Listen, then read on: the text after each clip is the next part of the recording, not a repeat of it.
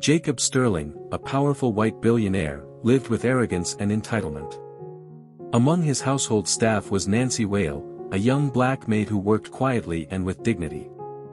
But Jacob saw her not as a person, only as someone beneath his class. One night after a party, he took advantage of her. When Nancy became pregnant and gathered the courage to tell him, Jacob coldly dismissed her, saying she was not of his class and could never be his wife. With nothing but shame and a child on the way, she was cast out.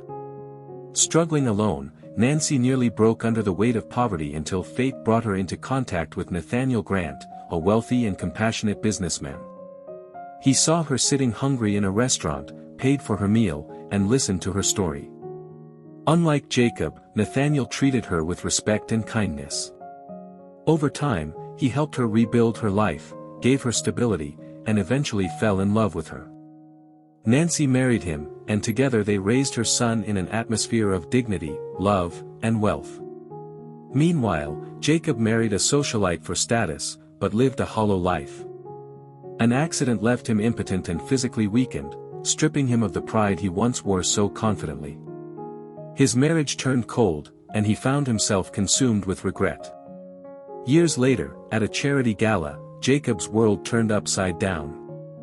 There stood Nancy, not as a maid, but as the elegant wife of Nathaniel, a respected businessman. She carried herself with grace and power, commanding the very room Jacob once dominated. Shocked, Jacob later sought her out, pleading for forgiveness and even asking to have a relationship with the boy he once rejected. Nancy forgave him, but made it clear her son was not his to claim. She introduced Jacob to the boy, letting him see the child's smile and energy, but she refused to give him the heir he wanted. The boy belonged to the life she had built with Nathaniel, not to the man who had abandoned them.